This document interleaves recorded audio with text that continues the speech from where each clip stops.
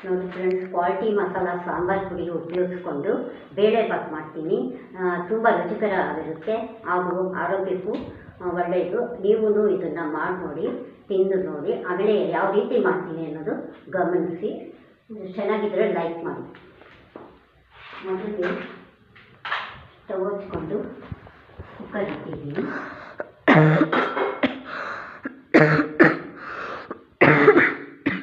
ಕುಕ್ಕರ್ಗೆ ಒಂದು 4 ಸ್ಪೂನಷ್ಟು ಎಣ್ಣೆ ಹಾಕ್ತೀನಿ.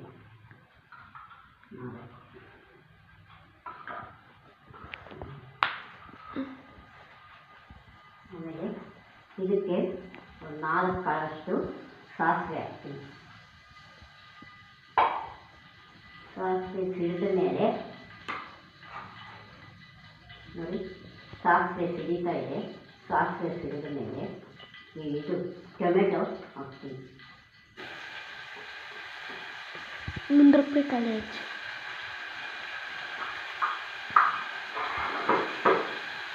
ಕಾಣ್ತಾ ಇದೆಯಾ? ಟೊಮೆಟೊ ಹಾಕ್ತೀನಿ. ಆಮೇಲೆ ಒಂದು 4 ಒಣಗಿದ ಮೆಣಸಿನಕಾಯಿ ಹಾಕ್ತೀನಿ. ಖಾರ ಚೆನ್ನಾಗಿರುತ್ತೆ. ಆಮೇಲೆ ನೋಡಿ, ಇದೇ ಲೋಟದಲ್ಲಿ 3/4 ಲೋಟದಷ್ಟು ಬೇಳೆ ತಗೊಂಡಿದ್ದೀನಿ. ಬೇಳೆ ಹಾಕ್ತೀನಿ.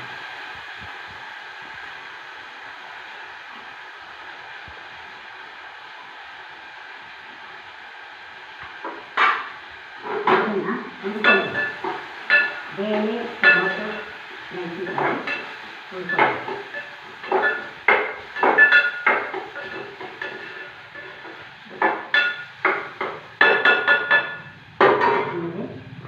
ರುಚಿಗೆ ಚೆನ್ನಾಗಿರುತ್ತೆ ಅಂತ ಅವರೆಕಾಳನ್ನ ಕ್ಲೀನ್ ಮಾಡಿ ಇಟ್ಕೊಂಡಿದ್ದೀನಿ. ನೋಡಿ, ಅವರೆಕಾಳು ಒಂದು ಹಿಡಿಯಷ್ಟು ಅವರೆಕಾಳು ಹಾಕ್ತೀನಿ.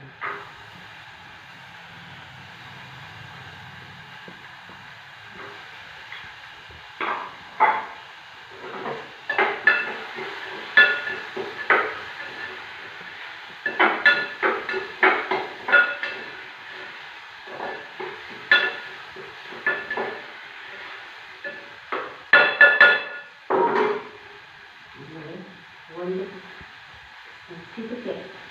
ಚಿಟಿಕೆ ಅಷ್ಟು ಅರಿಶಿನ ಪುಡಿ.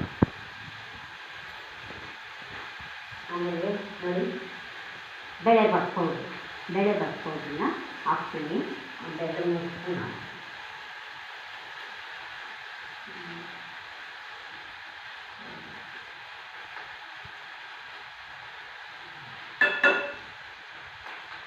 ಆಮೇಲೆ ಉಪ್ಪು ಸರಿಯಾಗಿ ಅಳತೆಗೆ ತಕ್ಕಷ್ಟು ಉಪ್ಪು 1 ಸ್ಪೂನ್ ಹಾಕ್ತೀನಿ.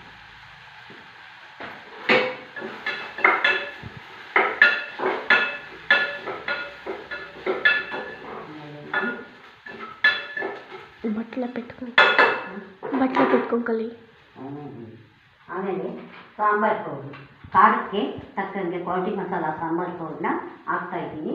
ಇದು ಒಂದೇ 1 ಸ್ಪೂನ್, ಯಾಕಂದರೆ ಮೆಣಸಿನ್ಕಾಯಿ ಹಾಕ್ಕೊಂಡಿದ್ದೀನಲ್ಲ, ಅದಕ್ಕೆ ಇದು 1 ಸ್ಪೂನ್ ಅಷ್ಟು ಹಾಕ್ತೀನಿ.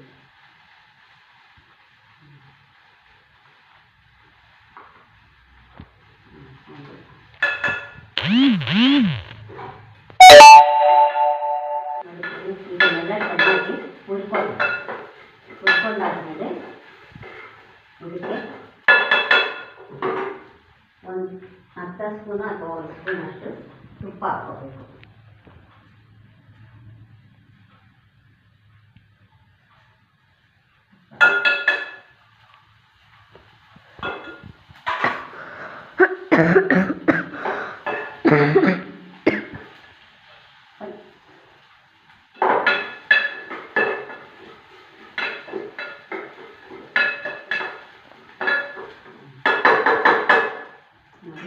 ಆಮೇಲೆ ಅಳತೆಗೆ ಅದೇ ಲೋಟದಲ್ಲಿ, ನಾನು ಲೋಟ ತೋರಿಸಿದ್ನಲ್ಲ, ಅದೇ ಲೋಟದಲ್ಲಿ ಅಕ್ಕಿ 1/4 ಲೋಟದಷ್ಟು ಹಾಕ್ಕೊಂಡು ತೊಳೆದು ಇಟ್ಕೊಂಡಿದ್ದೀನಿ. ಆ ಅಕ್ಕಿನ ಹಾಕ್ತೀನಿ.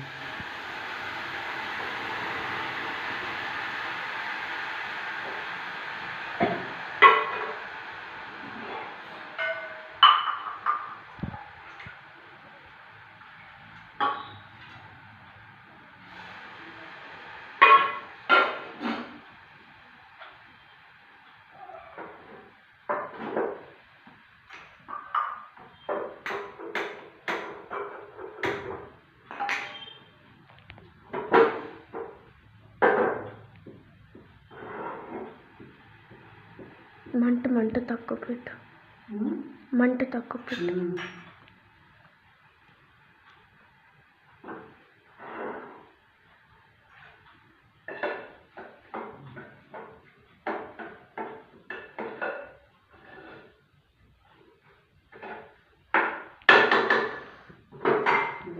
ಬೇಳೆಬಾತು ನೀರಾಗಿ ಇರಬೇಕಲ್ಲ, ಅದಕ್ಕೋಸ್ಕರ ನೋಡಿ ಇದು ತುಂಬ ನೀರಾಗಿ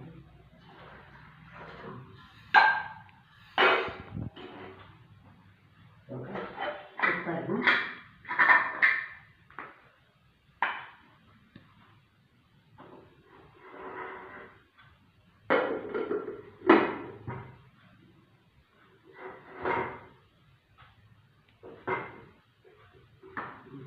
ಇದು ವಿಸಿಲ್ ಆಗಿದ್ಮೇಲೆ ಇನ್ನೊಂದು ವಿಡಿಯೋ ಮಾಡ್ತೀನಿ.